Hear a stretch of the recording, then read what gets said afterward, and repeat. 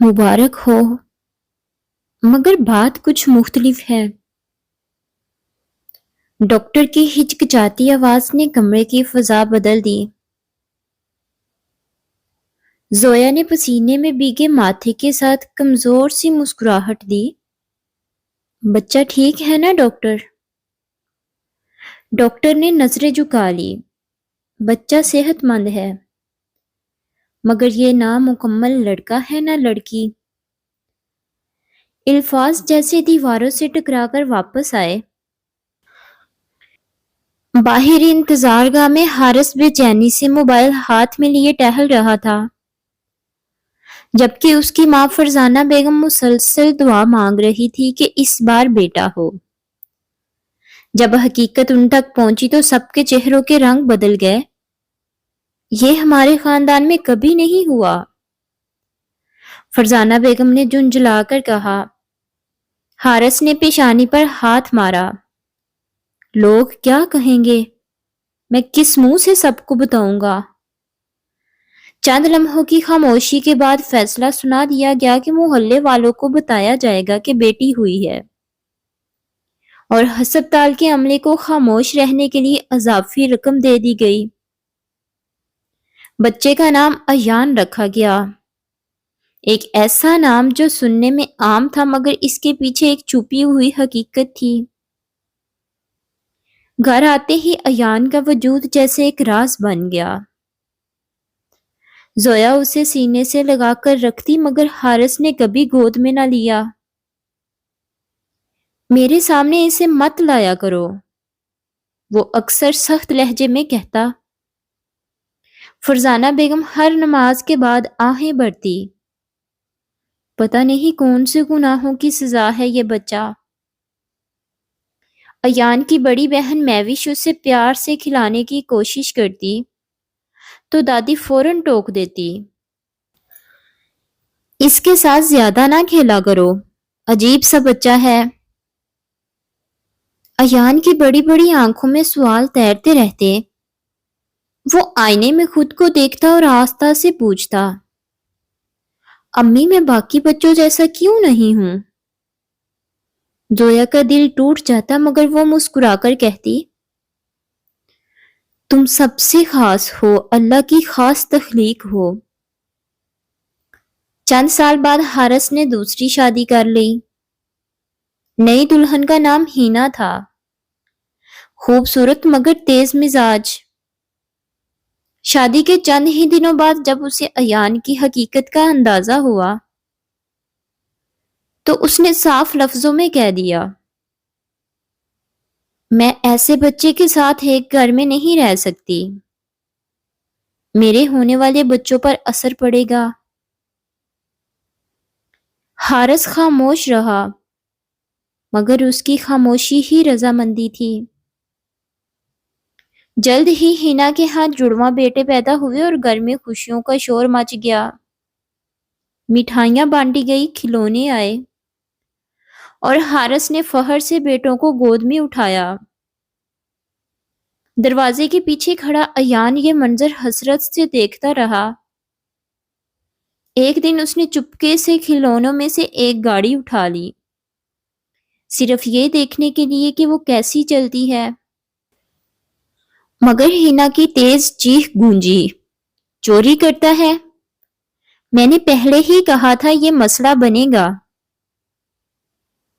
فرزانہ بیگم نے غصے سے چیخا، اور حارث نے بغیر کچھ سنے اسے سٹور روم میں بند کر دیا۔ اندھیرے میں بیٹھا ایان سسکیاں لیتا رہا اور سرگوشی کی، یا اللہ میں نے کیا قصور کیا ہے؟ اس رات زویا نے فیصلہ کر لیا کہ اب وہ اس گھر میں ایک لمحہ بھی نہیں رہے گی۔ صبح اذان کے وقت اس نے چند کپڑے بیگ میں رکھے، میوش کا ہاتھ پکڑا اور ایان کو سینے سے لگا کر دروازہ پار کر گئی۔ اسٹیشن پر کھڑی ٹرین کی سیٹی کے ساتھ زویا کی آنکھوں سے آنسو بہہ رہے تھے، مگر آواز مضبوط تھی، امی ہم کہاں جا رہے ہیں؟ ایان نے ڈرتے ہوئے پوچھا۔ زویا نے اس کے بالوں کو چوما اور کہا، وہاں جہاں تمہیں کوئی منحوس نہیں کہے گا، جہاں تمہیں جینے کا حق ملے گا۔ ٹرین چل پڑی، مگر تقدیر کا اصل امتحان ابھی باقی تھا۔ ٹرین کی کھڑکی سے پیچھے بھاگتے منظر دیکھتے ہوئے زویا کو لگ رہا تھا جیسے وہ صرف شہر نہیں بلکہ اپنی پوری زندگی پیچھے چھوڑ آئی ہو۔ ایان اس کی گود میں سر رکھے سو گیا تھا، مگر نیند میں بھی اس کے ہونٹ ہل رہے تھے جیسے کوئی ڈراؤنا خواب دیکھ رہا ہو۔ زویا نے آہستہ سے اس کے ماتھے کو چوما اور دل میں عہد کیا کہ اب کوئی اس سے رلائے گا نہیں۔ وہ اپنے میکے نہیں گئی کیونکہ اس سے معلوم تھا وہاں بھی ترس ملے گا، سہارا نہیں۔ اس نے شہر کے ایک پرانے علاقے میں چھوٹا سا کرائے کا مکان لیا اور لوگوں کے کپڑے سلائی کرنے کا کام شروع کر دیا۔ میں بھی اسکول جانے لگی اور ایان زیادہ تر گھر میں رہتا، کھڑکی کے پاس بیٹھ کر باہر کھیلتے بچوں کو دیکھتا رہتا۔ ایک دن اس نے دھیرے سے پوچھا، امی کیا میں بھی اسکول جا سکتا ہوں؟ زویا کا دل کانپ گیا، مگر اس نے مضبوط لہجے میں کہا، ہاں میرا بچہ ضرور جائے گا، تمہیں کسی سے کم نہیں رہنے دوں گی۔ شروع کے دن آسان نہ تھے۔ محلے کی عورتوں کی سرگوشیاں زویا کے کانوں تک پہنچتی، وہی ہے نا جس کا بچہ ویسا ہے۔ مگر زویا نے کسی کو جواب نہ دیا۔ اس نے ایان کو ایسے کپڑے پہنائے، ایسے بال سنوارے کہ کوئی پہچان نہ سکے۔ ایان پڑھائی میں تیز نکلا، خاص طور پر ڈرائنگ میں۔ وہ اکثر رنگوں سے ایسے چہرے بناتا جن کی آنکھیں اداس ہوتی مگر ہونٹ مسکرا رہے ہوتے۔ ایک دن اسکول میں ایک لڑکے نے اسے دھکا دیتے ہوئے کہا، تم عجیب ہو۔ ایان سہم گیا، مگر پہلی بار اس نے جواب دیا، میں عجیب نہیں، میں خاص ہوں۔ شام کو اس نے یہ بات ماں کو بتائی تو زویا کی آنکھوں میں فخر کے آنسو آ گئے۔ دیکھا، میرا بچہ کمزور نہیں ہے، اس نے خود سے کہا۔ ادھر حارث کے گھر میں وقت بدل رہا تھا۔ ہینا کے 4 بیٹے ہو چکے تھے اور گھر کا خرچ بڑھتا جا رہا تھا۔ فرزانہ بیگم بوڑھی اور کمزور ہو چکی تھی، مگر بہو کو ان کی خدمت سے زیادہ اپنے کمروں اور سجاوٹ کی فکر تھی۔ ایک دن ہینا نے صاف کہہ دیا، اب بچوں کی شادیاں کرنی ہیں، امی جان کا کمرہ خالی کرنا ہوگا، برآمدے میں 4 پائی ڈال دیتے ہیں، ان کے لیے اتنا کافی ہے۔ حارث نے بے حسی سے کندھے اچکائے، جو ٹھیک لگے کر لو۔ جب فرزانہ بیگم نے یہ سنا تو ان کی آنکھوں میں نمی تیر گئی۔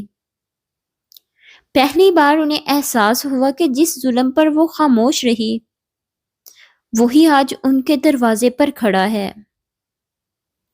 رات کو تنہائی میں انہوں نے آہستہ سے کہا، یا اللہ، شاید میں نے ایک معصوم کے ساتھ زیادتی کی سزا پا لی ہے۔ وقت گزرتا گیا اور ایان جوانی کی دہلیز پر قدم رکھنے لگا۔ اس کے نین نقش نرم تھے مگر شخصیت میں عجیب سا وقار تھا۔ ایک دن شہر کے آرٹ مقابلے میں اس کی پینٹنگ نے پہلا انعام جیت لیا۔ سٹیج پر کھڑے ہو کر اس نے مائک تھاما اور کہا، یہ ان سب لوگوں کے نام ہیں جو خود کو مختلف سمجھ کر چھپاتے ہیں۔ یاد رکھیں، اللہ کی کوئی تخلیق غلط نہیں ہوتی۔ زویا نیچے بیٹھ کر رو رہی تھی، مگر اس بار یہ آنسو کمزوری کے نہیں، جیت کے تھے۔ قسمت کا پہیہ آہستہ آہستہ گھوم رہا تھا، اور شاید ایک دن وہی لوگ جنہوں نے ایان کو ٹھکرایا تھا اسی کے در پر کھڑے ہوں گے۔ وقت نے جیسے پلٹا کھایا اور حالات نے نیا رخ اختیار کر لیا۔ ایان اب صرف زویا کا سہما ہوا بچہ نہیں رہا تھا، بلکہ شہر کا ابھرتا ہوا آرٹسٹ بن چکا تھا۔ اس کی بنائی ہوئی تصویریں سوشل میڈیا پر وائرل ہونے لگی، اخبارات میں اس کا ذکر آنے لگا، اور ایک دن ایک بڑے آرٹ گیلری مالک نے اس سے مستقل نمائش کی پیشکش کر دی۔ زویا نے خط ہاتھ میں لیا تو اس کے ہاتھ کانپ رہے تھے۔ دیکھا ایان، اللہ دیر کرتا ہے اندھیر نہیں۔ ایان خاموش کھڑا ماں کو دیکھتا رہا۔ اس کی آنکھوں میں چمک تھی، مگر کہیں نہ کہیں ماضی کی راکھ ابھی بھی موجود تھی۔ امی، اگر وہ لوگ کبھی سامنے آ گئے تو؟ اس نے دھیرے سے پوچھا۔ زویا نے گہری سانس لی۔ تو ہم سر جھکا کر نہیں، سر اٹھا کر ملیں گے۔ ادھر حارث کا کاروبار مسلسل خسارے میں جا رہا تھا۔ 4 بیٹوں کی تعلیم، گھر کے اخراجات اور نمود و نمائش نے اسے قرضوں میں ڈبو دیا تھا۔ ہینا وہ اکثر چیختی چلاتی، آپ نے میرے بچوں کو کیا دیا؟ نہ سکون، نہ آسائش۔ فرزانہ بیگم برآمدے کی چارپائی پر لیٹی یہ سب سنتی رہتی۔ ایک رات تیز بارش میں چھت ٹپکنے لگی اور ان کا بستر بھیگ گیا، مگر کسی نے پرواہ نہ کی۔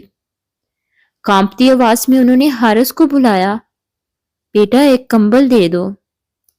حارث جھنجھلا کر بولا، اماں ہر وقت مسئلہ ہی رہتا ہے آپ کو۔ اس لمحے فرزانہ بیگم کو برسوں پہلے کا وہ منظر یاد آیا جب ایک بچہ معصوم سٹور روم میں بند رو رہا تھا اور وہ خاموش تھی۔ ان کی آنکھوں سے آنسو بہہ نکلے، یا اللہ مجھے معاف کر دو۔ چند دن بعد شہر کی سب سے بڑی آرٹ نمائش کا انعقاد تھا۔ ہال روشنیوں سے جگمگا رہا تھا اور دیوار کے بیچوں بیچ ایک بڑی سی پینٹنگ آویزاں تھی۔ ایک آئینہ جس میں آدھا چہرہ دھندلا اور آدھا روشن تھا۔ نیچے لکھا تھا، میں غلط نہیں، تمہاری سوچ ادھوری ہے۔ لوگ رک رک کر تصویر دیکھ رہے تھے۔ عین اسی وقت دروازے پر حارث داخل ہوا۔ وہ اپنے ایک دوست کے ساتھ آیا تھا جس نے اسے مشورہ دیا تھا کہ شاید کسی امیر خریدار سے تعلق بن جائے۔ جیسے ہی اس کی نظر تصویر کے نیچے لکھے نام پر پڑی، ایان سویا، اس کے قدم جیسے زمین میں گڑ گئے۔ سٹیج پر کھڑا نوجوان مائک سنبھالے بول رہا تھا، میں اس ماں کے نام یہ کامیابی کرتا ہوں جس نے مجھے کبھی شرمندہ نہیں ہونے دیا۔ حال تالیوں سے گونج اٹھا۔ حارث کی آنکھیں پھیل گئی، لب لرزنے لگے۔ یہ میرا بیٹا ہے۔ تقریب کے بعد حارث ہچکچاتا ہوا ایان کے قریب آیا۔ ایان، میں تمہارا باپ ہوں۔ اس کی آواز میں ندامت تھی مگر یقین کمزور۔ ایان نے سکون سے اسے دیکھا، نظریں جھکائی نہیں۔ باپ وہ ہوتا ہے جو اندھیرے میں ساتھ دے، روشنی میں پہچاننے نہ آئے۔ الفاظ نرم تھے مگر چوٹ گہری تھی۔ حارث کے پاس جواب نہ تھا۔ زویا چند قدم دور کھڑی سب سن رہی تھی۔ اس کے دل میں طوفان تھا مگر چہرہ پرسکون۔ ایان نے آخر میں بس اتنا کہا، میں نے آپ کو معاف کیا مگر ماضی کو نہیں بھولا۔ اس رات پہلی بار حارث کو نیند نہ آئی۔ اسے احساس ہو چکا تھا کہ جس وجود کو اس نے بوجھ سمجھ کر چھوڑ دیا تھا وہی آج اس کا سب سے بڑا فخر بن سکتا تھا، مگر شاید بہت دیر ہو چکی تھی۔ حارث پوری رات کروٹیں بدلتا رہا۔ ایان کی آنکھوں میں وہ ٹھہرا ہوا وقار اور جملہ، باپ وہ ہوتا ہے جو اندھیرے میں ساتھ دے، اس کے کانوں میں گونجتا رہا۔ صبح ہوتے ہی اسے خبر ملی کہ اس کے بڑے بیٹے اذان نے کاروبار کے نام پر اس کے دستخط لے کر مزید قرض اٹھا لیا ہے اور اب گھر نیلامی کے خطرے میں ہے۔ ہینا چیخ رہی تھی، میں نے کہا تھا اپنے بچوں پر دھیان دو، اب سب سڑک پر آئیں گے۔ چاروں بیٹے ایک دوسرے پر الزام ڈال رہے تھے۔ اور برآمدے میں بیٹھی فرزانہ بیگم خاموشی سے آنسو بہا رہی تھی۔ پہلی بار حارث کو محسوس ہوا کہ جس سہارے کے لیے اس نے سب کچھ قربان کیا تھا، وہی سہارے ریت کی دیوار نکلے۔ اسی لمحے اس کے دل میں ایک خیال آیا، ایان۔ ادھر ایان کی نمائش کامیاب ہو چکی تھی، اسے بیرون ملک اسکالرشپ کی پیشکش ملی تھی۔ زویا کے ہاتھ میں پاسپورٹ فارم تھا اور آنکھوں میں خوشی اور خوف دونوں۔ بیٹا، تمہاری اڑان کا وقت آ گیا ہے، اس نے دھیرے سے کہا۔ ایان نے ماں کا ہاتھ تھام لیے۔ میں جہاں بھی جاؤں گا آپ میرے ساتھ ہوں گی، آپ نے مجھے چھپایا نہیں بنایا ہے۔ اسی اثنا میں دروازے پر دستک ہوئی۔ زویا نے دروازہ کھولا تو سامنے حارث کھڑا تھا، تھکا ہوا، جھکا ہوا، جیسے برسوں میں اچانک بوڑھا ہو گیا ہو۔ زویا، مجھے تم دونوں سے بات کرنی ہے۔ اس کی آواز میں غرور نہیں، صرف پشیمانی تھی۔ کمرے میں عجیب سی خاموشی چھا گئی۔ حارث نے نظریں جھکا کر کہا، میں نے بہت ظلم کیا ہے، میں باپ ہونے کا حق ادا نہ کر سکا۔ آج میرا گھر بکھر رہا ہے، کاروبار ڈوب رہا ہے، شاید اسی کا بدلہ ہے۔ ایان خاموشی سے سنتا رہا، پھر آہستہ سے بولا، بدلہ نہیں، سبق ہے۔ اللہ حساب لیتا ہے مگر موقع بھی دیتا ہے۔ حارث کی آنکھوں سے آنسو ٹپک پڑے۔ کیا تم میرے گھر واپس آ جاؤ گے؟ سب ٹھیک ہو جائے گا۔ ایان نے گہری سانس لی۔ میں واپس اس گھر نہیں جا سکتا جہاں میری پہچان قید تھی، مگر میں آپ کی مدد ضرور کروں گا، کیونکہ میری تربیت نفرت نہیں، انسانیت ہے۔ چند ہفتوں بعد ایان نے اپنے حصے کی کمائی سے حارث کے قرض کا بڑا حصہ ادا کر دیا، مگر ایک شرط پر۔ فرزانہ بیگم کو عزت کے ساتھ کمرہ دیا جائے گا، اور کسی انسان کو اس کی پہچان کی وجہ سے کمتر نہیں سمجھا جائے گا۔ جب فرزانہ بیگم کو کمرے میں شفٹ کیا گیا تو وہ رو پڑی، بیٹا مجھے معاف کر دو، میں نے تمہیں بہت رلایا تھا۔ ایان ان کے قریب بیٹھ گیا۔ دادی، آپ نے مجھے رلایا تھا، مگر میری ماں نے مجھے سنبھالا بھی تو تھا۔ زندگی دونوں کا نام ہے۔ وقت گزرا اور ایان بیرون ملک چلا گیا۔ ایئرپورٹ پر زویا کی آنکھیں نم تھی مگر چہرہ فخر سے روشن تھا۔ امی، آپ نے مجھے سکھایا کہ میں غلط نہیں ہوں، صرف لوگوں کی سوچ اور دوری تھی، ایان نے کہا اور جہاز کی طرف بڑھ گیا۔ زویا نے آسمان کی طرف دیکھا اور سرگوشی کی، یا اللہ، شکر ہے تو نے میرے بچے کو جھکنے نہیں دیا۔ کہانی کا انجام یہی نہیں تھا بلکہ ایک پیغام تھا۔ اللہ کی کوئی تخلیق غلط نہیں، غلط صرف وہ نظریں ہوتی ہیں جو فرق کو عیب سمجھ لیتی ہیں۔ کئی سال بعد شہر کے ایک بڑے ہال میں انکلیوسیو آرٹس فاؤنڈیشن کی افتتاحی تقریب منعقد تھی۔ اس ادارے کا مقصد ان بچوں کو پلیٹ فارم دینا تھا جو خود کو معاشرے میں اکیلا محسوس کرتے ہیں۔ سٹیج پر ایک باوقار شخصیت کھڑی تھی، ایان زویا۔ اس کی آواز میں اعتماد تھا مگر دل میں وہی پرانا درد کہیں نرم سا موجود تھا۔ اس نے یہ ادارہ اپنی ماں کے نام کیا، کیونکہ اگر ایک ماں ہمت کر لے تو دنیا کی کوئی طاقت اس کے بچے کو نہیں جھکا سکتی۔ حاضرین تالیوں سے حال گونج اٹھا۔ پہلی قطار میں سفید دوپٹے میں بیٹھی زویا کی آنکھیں بھیگ چکی تھی، مگر آج ان آنسوؤں میں کمزوری نہیں، فخر تھا۔ تقریب کے بعد ایک وہیل چیئر آہستہ آہستہ ایان کی طرف بڑھی۔ وہ فرزانہ بیگم تھی۔ وقت نے ان کے غرور کو مکمل طور پر مٹا دیا تھا۔ انہوں نے کانپتے ہاتھوں سے ایان کا ہاتھ تھاما۔ بیٹا، اللہ تمہیں سلامت رکھے۔ تم نے وہ مقام حاصل کیا جو میرے بیٹوں کو نصیب نہ ہوا۔ ایان نے جھک کر ان کے ماتھے کو چوما۔ دادی، انسان کی پہچان اس کی جنس سے نہیں، اس کے کردار سے ہوتی ہے۔